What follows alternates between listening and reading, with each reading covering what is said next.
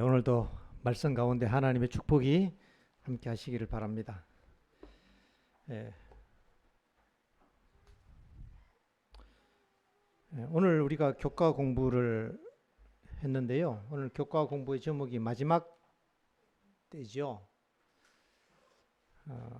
그 마지막 때 부분에 이 세대, 그 세대에 대한 얘기가 나왔는데 그것을 제가 잠깐 말씀을 좀 드리고 오늘 말씀을 보고자 합니다.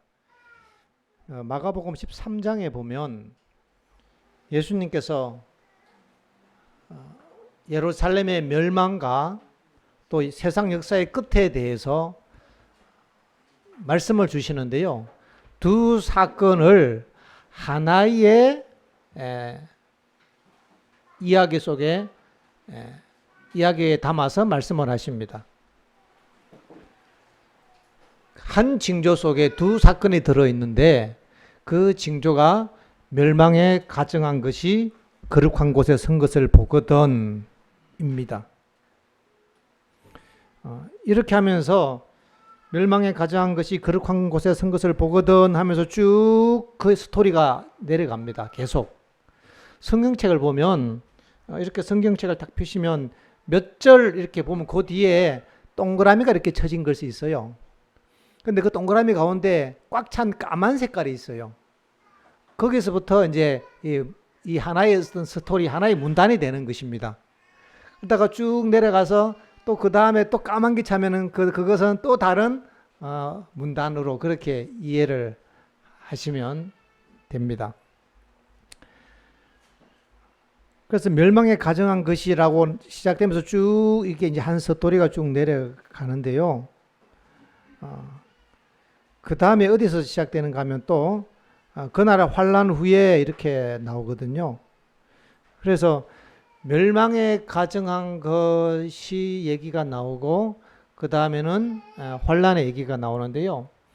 1차적으로 멸망에 가증한 것은 로마 군대에 의한 예루살렘의 멸망이지요. 그리고 나서 그 이후에 진행될 중세 암흑 시대의 환란을 얘기합니다. 그리고 얘기가 마쳐집니다. 그리고 그 환란이 끝날 때에 계시록에 기록된 것처럼 큰 지진이 나고 해가 어두워지고 달이 빛빛처럼 변하고 별들이 떨어지고 그 다음에 하늘이 종이축처럼 말리듯이 사라지고 재림하시는 사건으로 그렇게 징조들을 보여주시는데요. 28절에 가면 이 스토리가 다시 이렇게 다른 얘기로 반복됩니다.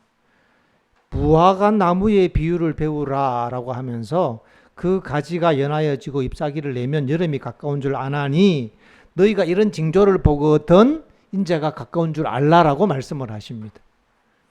여기서 무화과 나무의 비유의 핵심이 무엇인가 하면 멸망에 가증한 것이 거룩한 곳에 서는 그 징조를 보거든인 것이 첫 번째입니다. 징조에 대한 얘기입니다. 그리고는 30절에 이 세대가 지나기 전에 이 일이 다 이루리라. 여기서 말하는 이 세대는 어떤 세대를 얘기할까요? 그 세대란 것은 예수님께서 재림 시대에 또 한번 적용되는 말씀인데요. 멸망에 가증한 것, 국가적인 일률 법령의 사건이 나는 것을 보면 그 징조가 있는 그때에 그 사건을 보는 세대는요. 그 세대가 끝나기 전에 주님이 재림하신다라고 우리가 이해할 수 있을 것입니다. 여기서 이 세대의 기준은 멸망에 가증한 것입니다.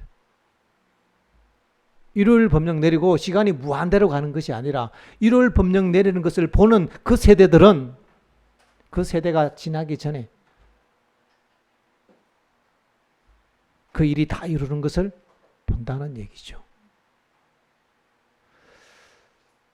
계시록 14장에 보면 셋째 천사의 기별이 쫙 나옵니다. 그리고 뒷부분에 가면은 지금 이후로 죽은 자들은 복이 있다 할 때에 그 지금의 기준이 뭔가 하면은 이 앞에 얘기했던 셋째 천사의 기별을 얘기하는 것입니다. 1844년 이후에 셋째 천사의 기별에 대한 얘기를 쭉 하신 다음에 지금 이후로 죽은 자들은 복이 있다 하면은 이 지금의 기준이 셋째 천사의 기별이 전해지는 시기를 얘기하는 것과 같은 것처럼 멸망에 가정한 것에 대한 얘기를 쭉 하시고 이 세대가 지나기 전에 하는 그 이 세대의 기준은 멸망에 가정한 것입니다. 이것이 오늘날 우리에게 적용하는 이 세대의 얘기라고 볼 수 있겠습니다. 그러면 예루살렘이 멸망하는 시대의 이 세대란 무엇인가?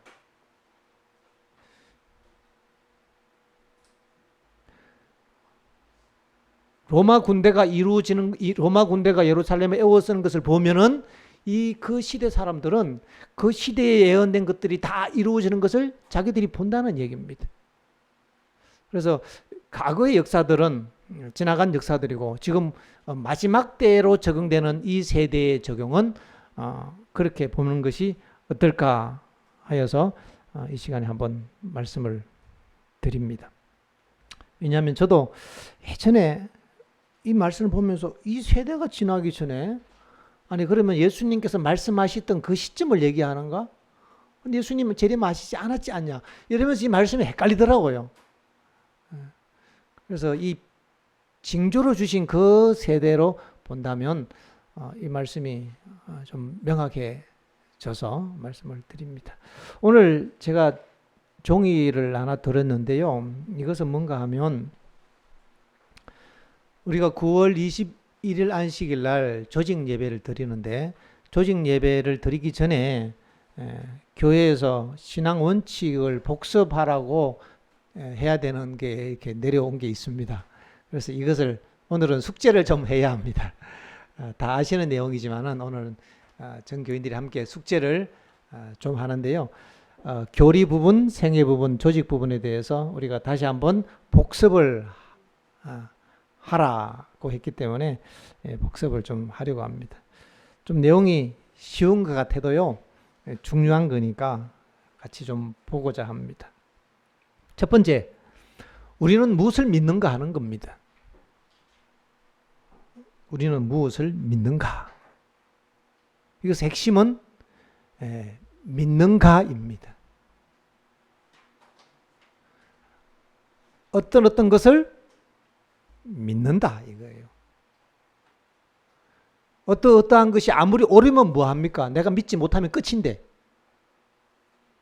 여기서 드리는 질문은 1번부터 7번까지의 내용이 옳으냐, 그러냐, 맞나, 틀리냐, 인정하냐, 안 하냐의 문제가 아닙니다. 진짜 믿느냐 하는 얘기입니다. 오늘 대부분 신앙 원칙에 대한 공부를 하다 보면 이것이 옳고 그름, 맞냐, 안 맞냐, 동의하냐, 안 하냐를 우리가 생각하기 쉬운데요. 더 중요한 것은 내가 믿느냐 하는 것입니다. 첫 번째 질문입니다. 성경에 기록된 모든 약속이 정말 살아계신 하나님의 살아있는 약속임을 믿느냐 하는 것입니다. 굉장히 중요한 얘기입니다. 1번만 확실하게 믿어도요, 세상 걱정할 거 하나도 없습니다.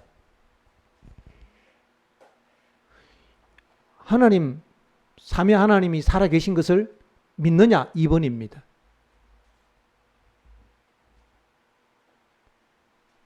아들 하나님이 우리를 너무 사랑하셔서 자신의 생명까지 주시고 그 아들을 우리를 위하여 죽도록 내어주신 그 아버지의 사랑, 그리고 우리와 잠시도 떨어질 수 없기 때문에 성령을 주셔서 우리 안에 하나님이 성령을 통해서 성령의 신성이 우리 안에 거하도록 주신 성령으로 우리와 함께 하시는 그 하나님, 우리를 사랑하시는 그 하나님을 진짜 믿느냐 하는 것입니다. 우리 삼위일체 배웠어요. 인정합니다. 그걸 묻는 게 아니고요. 우리는 오늘 이 부분을 생각해 보길 원하는 것입니다. 하나님께서 정말 살아계시고 아들 하나님이 나의 모든 죄를 지시고 돌아가셨다는 것을, 그리고 지금도 성령께서 우리 가운데 역사하신다는 것을 정말로 믿느냐 하는 것입니다. 종이 얘기 많이 있습니다. 남자분들은 필요하신 분은 얘기하십시오. 종이 많이 있으니까. 예. 저 뒤에 없는 분을 좀 주십시오. 그래서 우리는 이걸 읽을 때 성경이 하나님의 말씀을 믿는다, 뭐 이렇게 읽으면 재미없어요. 우리는 삼위 하나님을 믿는다, 이거 정말 재미없습니다. 그렇게 읽는 게 말고 오늘 우리가 집중하고자 하는 것은 뭔가 하면 이 성경이 정말로 살아계신 하나님의 약속이고 하나님의 말씀이라는 것, 이 말씀이 여전히 살아있고 살아 움직이는 효력이 있는 능력이라는 것을 내가 진짜 신뢰하고 내가 진짜 믿는지에 대해서 오늘 우리 자신에 대해서 한번 깊이 생각해 보는 시간을 가지면 좋겠습니다.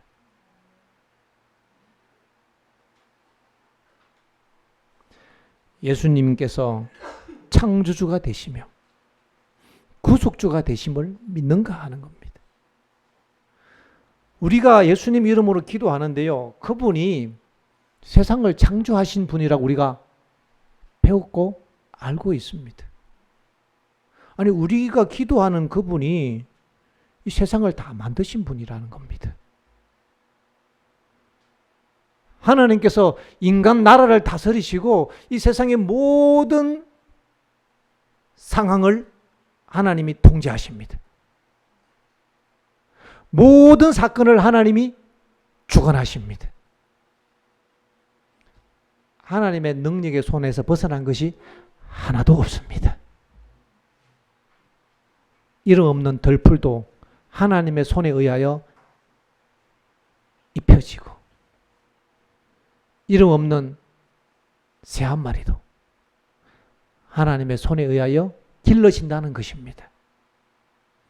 하나님이 창조주이심을 우리가 믿는가 하는 겁니다. 예수님께서는 창조주이시며 그분이 우리를 위하여 얼마나 사랑하시는지, 아니 목숨을 주셨는데 무엇을 더 안 주시겠냐 하는 거예요. 아들을 주시니까 무엇을 더 안 주시겠냐. 가장 큰 선물인 하나님 자신 성령을 우리에게 주시겠다고 약속하셨는데 그 약속을 진짜 믿느냐 하는 겁니다. 우리는 믿어야 할 것입니다. 이런 걸 안 믿으면 우리가 뭘 믿습니까? 이렇게 좋은 것을 안 믿으면 손해지요. 하나님께서 우리에게 주신 모든 축복들은요, 믿는 자가 가지는 것입니다. 믿는 자가 소유하는 것입니다. 하나님은 우리에게 복을 주시려고 하는 겁니다. 우리를 보호하시려고 하는 겁니다. 우리의 필요를 공급하시려고 합니다. 우리의 죄를 씻어주시려고 하는 겁니다. 외로울 때 위로해 주신다는 겁니다.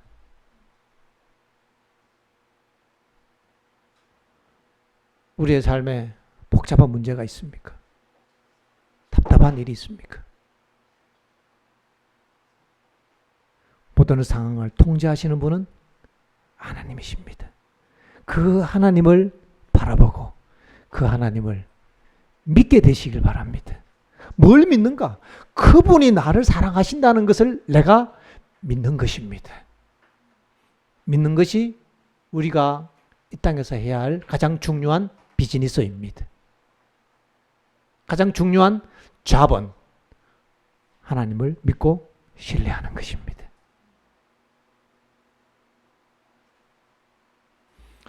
우리는 베드로 이야기를 잘 압니다. 베드로의 잡은 고기 잡는 거였습니다.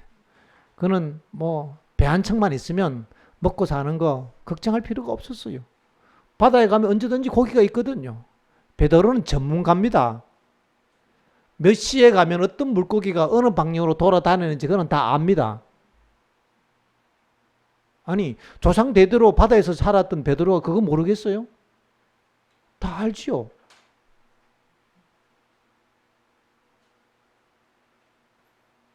그래서 베드로는 자기가 잡고 싶은 물고기가 있으면 자기가 그 시간에 그 장소에 가서 그 물고기를 잡았던 사람이에요.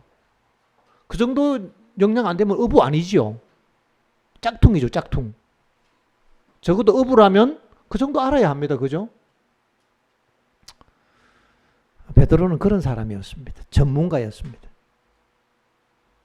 그래서 그는 언제든지 고기 잡아서 먹고 사는 사람이었어요. 그것이 그의 잡이었고 그것이 생계 수단이었는데요. 하루 저녁은 그동안 자기가 배웠던 모든 조상 대대로 축적된 정보와 기술을 다 동원했는데도요, 고기가 한 마리도 없는 거예요. 아니, 그거 팔아고 그 다음날 가족들을 부양해야 되는데 한 마리도 없는 거예요. 한 마리도.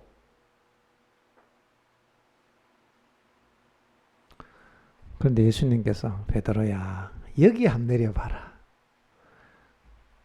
베드로는 예수님 말씀을 믿었더라. 그리고 내렸더니 고기가 엄청 잡히거든요. 아, 예수님이 고수구나. 예수님만 믿으면 되겠네.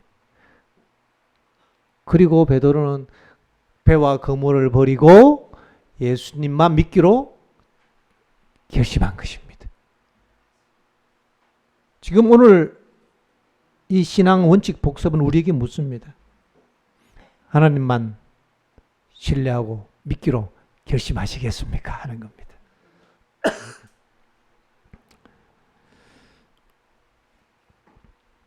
우리의 죄짐이 무겁습니까? 나를 위하여 죽으신 예수님을 믿게 되시길 바랍니다. 나의 죄를 용서하시고 나를 위하여 중보하시는 그 예수님을 우리가 믿음으로 붙들고 그것을 우리가 생각해야 합니다. 우리의 교리가 이 글자로 적어놓으면 좀 재미가 없고 너무 심플한데요. 이게 보통 얘기가 아닙니다. 이게.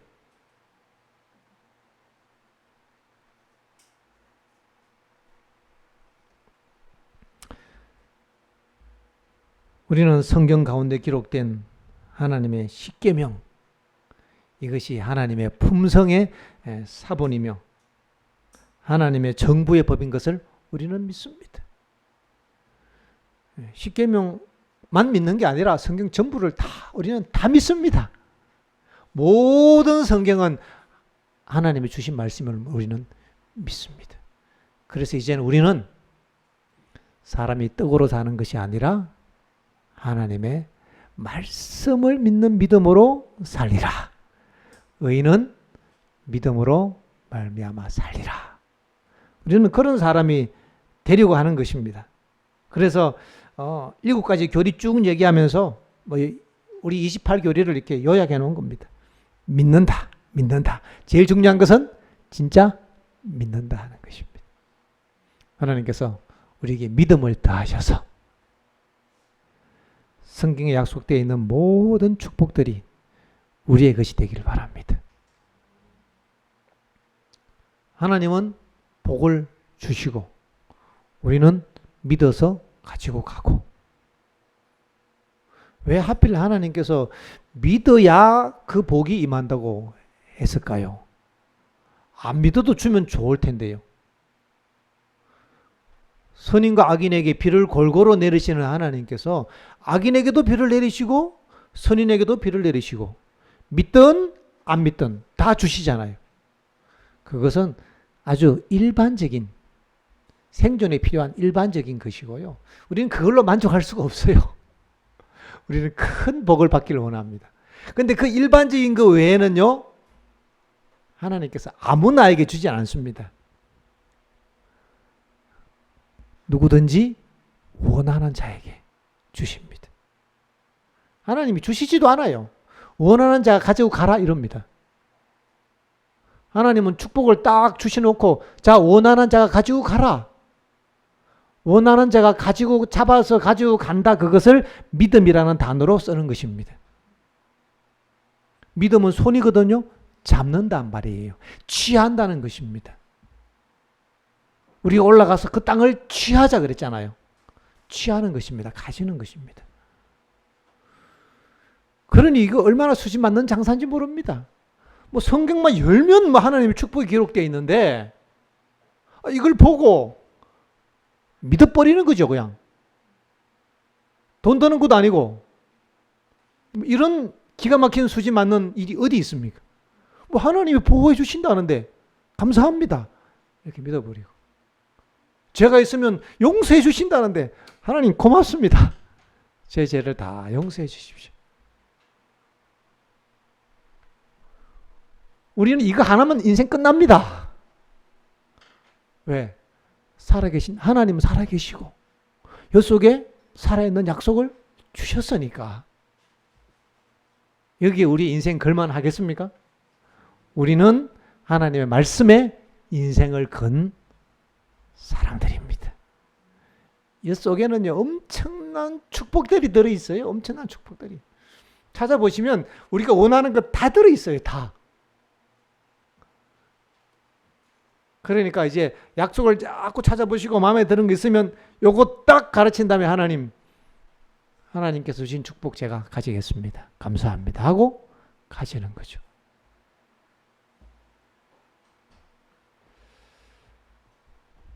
주님께서는 우리가 다 믿음으로 하나님의 큰 복을 받기를 원하십니다.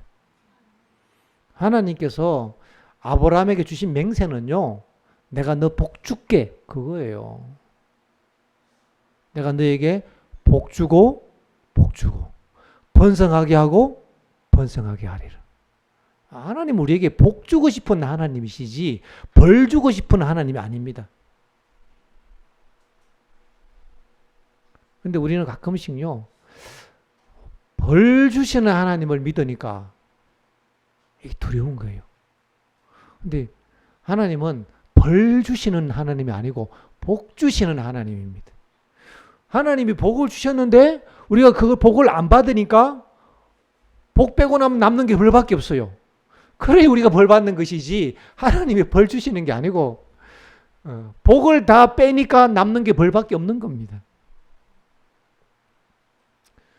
기왕 우리가 믿기로 작정했으니까 확실하게 한번 우리가 믿어보는 축복을 누리길 되기를 바랍니다. 그래서 하나님이 주신 축복들이 다 우리의 것이 되었으면 좋겠습니다. 하나님께서 우리에게 복을 더 많이 주고 싶어서요. 특별히 이 마지막 시대는요. 이 시대가 좀 살기가 어렵잖아요. 이 믿음을 지키기가 힘든 시대거든요. 또 마지막 환란이 다가오고 있기 때문에 아주 더 세밀하고 구체적인 하나님의 축복과 약속이 필요한 시대예요. 그래서 하나님께서 마지막 시대에 선지자를 세우셔서 선지자를 통해서 우리에게 더 많은 축복의, 더 디테일한 축복의 약속들을 주셨습니다. 예언의 신을 주셨습니다. 감사하지요. 성경에서 미처 우리가 이해 안 됐던 부분들을 참고서를 쫙 피면 이해가 되는 거예요. 아, 이게 그 뜻이었구나. 이게 이런 축복이었네. 하나님 감사합니다. 하고 예언의 신에서 주신 모든 하나님의 말씀을 축복으로 받게 되시길 바랍니다. 하나님 우리에게 하라고 한 거 있잖아요. 그건 우리 신앙의 의무라고 생각하는데 의무가 아니고 그건 하나님의 축복입니다. 그 속에는 하나님의 구원과 축복이 들어있습니다. 왜요? 하나님은 사랑이시니까. 여러분 11금은 엄청난 축복이고요. 헌금은 축복이고 건강기별은 축복이고 안식일은 축복이고 우리가 형제를 사랑하는 것은 축복입니다. 아니에요? 미워하는 게 축복입니까? 사랑하는 게 축복이에요. 미워하면 암 걸리고 사랑하면 그렇다고 또 안 걸린 사람 다 미워해서 그렇다 그런 뜻은 아니고 또 이 말을 또 조심해야 합니다. 하다 보면 우리가 살아가는 환경이 너무 안 좋아서 공기도 안 좋고 음식들도 다 그렇고 해서 우리 몸이 약하다 보니까 조상 대대로 지금 연약해져 있기 때문에 그런 경우들도 있어요. 그러나 우린 조심해야 합니다. 딱 보고 저 사람 건강법칙 안 지켰네. 아픈 거 보니까. 우리 이러면 절대 안 됩니다. 아무도 상을 모르니까 판단해서는 안 돼요. 조심해야 합니다. 누가 무슨 사고 났더니 저 사람이 믿음이 없는갑다 사고 난. 우리 그 조심해야 합니다. 그런 건 그런 취지의 말씀은 아니고 하나님이 하시라고 한 거는 다 우리에게 축복으로 주신 것을 우리가 믿어야 합니다. 우리는 좋으신 하나님 믿잖아요. 하나님이 우리에게 필요한 게 하나도 없습니다. 하나님이 우리에게 뭐가 필요하겠습니까? 우리 같은 사람 만들면 되는데요.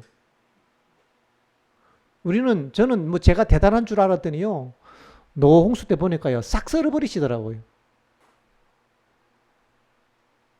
대단하지 않습니다. 하나님 새로 만들면 돼요. 근데 왜 하나님께서 우리에게 이거 해라, 저거 해라 하실까요? 그거는 마치 부모가 애야, 너 피아노 학원 가라. 왜 엄마는 왜 자꾸 나에게 피아노 배우라고 그래? 야, 공부 좀 해야지. 와서 엄마 좀 도와라, 설거지 좀 해라. 아빠를 도와서 저게 풀도 좀 깎아라. 왜 아빠는 나한테 그런 거 시켜? 그 배워놓는 게 축복일까요? 그 재산이지요. 하나님이 하라고 한 거는요, 다 재산입니다. 재산. 기업입니다. 기업. 그래서 성경은 하나님의 약속은 기업이라고 했어요.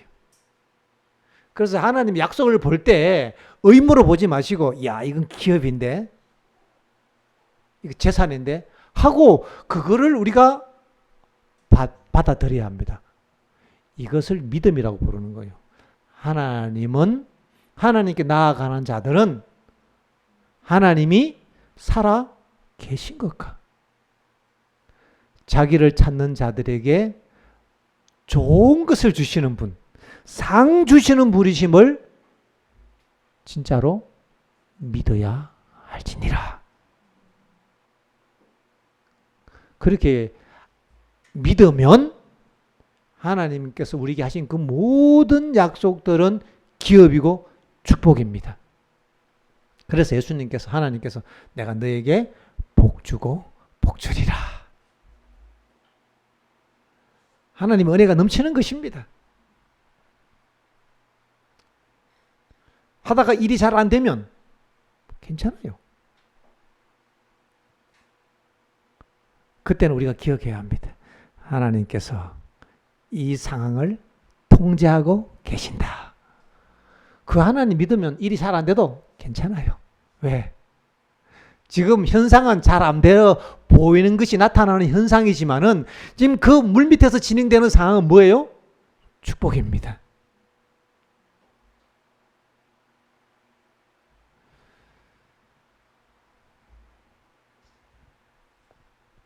우리는 예언의 말씀을 연구하면서 제7일 안식일 예수 재림교회가 예언된 남은 교회임을 깨닫게 되었습니다. 마지막 성경 진리를 회복하는 남은 교회가 된 것을 깨달았고 우리가 그 진리교회에 속했다는 것을 우리가 참 감사하는 것입니다. 어떤 사람들은요, 진리를 찾기 위해서 신천지로부터 시작해서 여호와 증인에 이르기까지 5만 대를 다 돌아보내고 천주교부터 시작해서 장로교까지 다 다니고 돌다가 어느 날 유튜브 듣고 안식일을 깨닫고 마침내 돌고 돌아서 세월을 한 10년 20년 보낸 다음에 진리교회를 깨달은 사람도 있습니다. 그리고는 내 인생이 아깝다라고 얘기하는 분들도 있는데 우리 어린이들 태어나 보니까 진리교회예요. 감사합니까? 인생 버는 거죠. 감사합니다.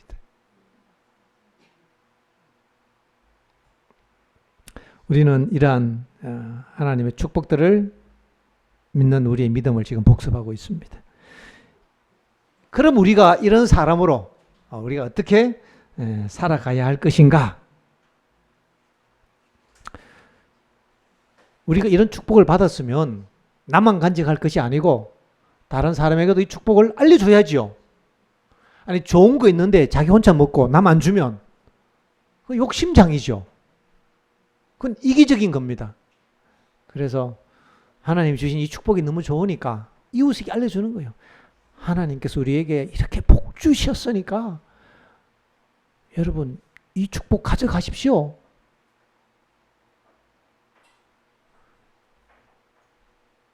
저희 동네에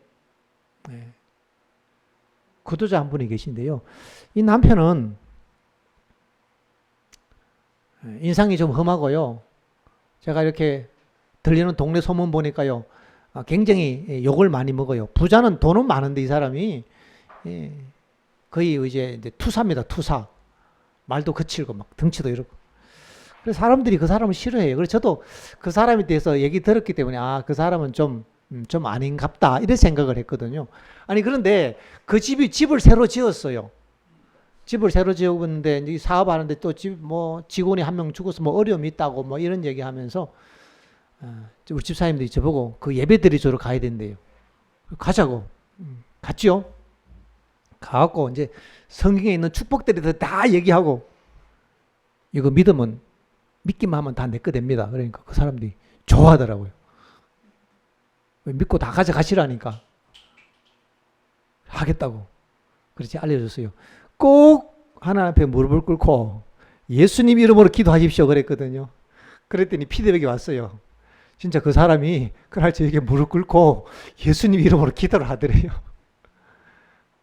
들어보니까 좋거든요, 이 복을. 믿으면 내 건데, 나도 한번 해보자. 이제 이래 된 거죠, 이분이. 우리 다른 사람에게 이 좋은 거 나눠주자는 얘기가 첫 번째 얘기입니다. 우리는 그런 삶을 좀 살아보자. 그런데 필요한 거 있으면 우리가 하나님께서 주신 축복들을 하나님 오늘 우리가 먹고 사는 거 다 보니까 이 하나님이 주신 거네요. 주님께서 주셨다는 것을 내가 인정하고 감사합니다 하는 그 감사의 표로 우리는 주님께 예물을 드리는 거죠. 그 얘기는 믿는다는 얘기입니다. 그렇죠? 그래서 헌물을 드릴 때는 믿음으로 드리는 거예요. 하나님이 주셨으니까 감사합니다 하고 돌려드리면 이게 이제 믿으면 가지는 거예요. 하나님의 주시는 재물을 가지고 싶다. 믿어야 합니다. 이걸 잘못해서 가면 이래요. 하나님께 많이 바치면 하나님이 주신다. 이건 해석이 잘못된 거예요. 하나님께서 주시는 것을 믿는 믿음의 표현이 하나님께 드리는 거거든요. 하나님께서 나에게 주신 분도 여호와시오. 취하신 분도 여호와시니 하나님 제 마음을 담아서 감사함으로 드립니다. 라고 믿었으니 하나님의 축복이 내게 될까요? 축복은 믿는 자가 가져가는 거잖아요. 요게 우리가 믿는 걸, 이걸 헌금 생활이라고 하는 것입니다. 헌금 생활과 믿음은 서로 연결되어 있습니다. 그래서 우리는 11조와 헌금을 감사한 마음으로 하나님께 드리고 성경에 기록된, 예언신에 기록된 건강 원칙을 따라 살기로 뜻을 정하는 것입니다. 교회 나와서 먹고 싶었던 돼지고기도 못 먹고 뭐 이러면 이제 곤란하죠. 하나님이 축복으로 주신 것들인데 다 그 모든 건강 기별은 그걸 우리가 축복으로 안 받고 의무로 받기 시작하면 하긴 해도 기쁨이 없어요. 그러면 우리가 하나님을 기쁨으로 섬겨야잖아요. 그거 우리가 돼지고기 먹고 안 먹고 하나님은 별 상관이 없다니까요. 하나님을 기쁘시게 하기 위해서 내가 먹고 싶은데 참아야지. 하나님은 하나님을 내가 그 먹은들 하나님하고 무슨 상관이 있어요? 우리가 눈에 보이긴 하실까요? 우주에서 보면? 네, 하나님은 우리 개인에게 관심을 가지시고 우리에게 축복으로 주신 거기 때문에 하나님 주신 축복을 내가 믿습니다 하고 복 받으라 이 얘기입니다. 건강급여를 잘 지키겠다 이 얘기는. 그래서 건강 기별, 무슨 개혁 이런 거 다 우리의 신앙의 의무가 아니라 하나님의 축복임을 믿는 믿음을 가져야 되는데 이것이 하나님의 품성을 아는 것입니다. 하나님을 모르면 이게 의무가 되고 하나님을 알면 축복이 되는 것입니다. 우리가 이런 이 믿음의 삶을 살아야 할 것입니다. 그 다음에 조직에 대한 얘기인데요. 하나님께서 우리가 홀로 우리의 믿음을 지탱하기가 참 외롭고 힘들다는 것을 아십니다. 왜냐하면 주변 사람들은 다 우리랑 이런 믿음을 가지고 살지 않아요. 하나님을 안 믿고 산단 말이에요. 그리고 모두 다 안 믿고 살아가니 나 혼자 믿으려고 하니까 아니 나만 틀렸나? 모두 다 안 믿는데 그리고 우리가 너무 외로운 것입니다. 그래서 하나님께서 우리의 믿음을 지탱하고 보호하는 울타리로서 교회의 공동체를 주님께서 만드신 것입니다. 외롭지 않잖아요. 한 신앙, 한 믿음을 가진 형제들이 있다는 것은 참 감사한 것입니다.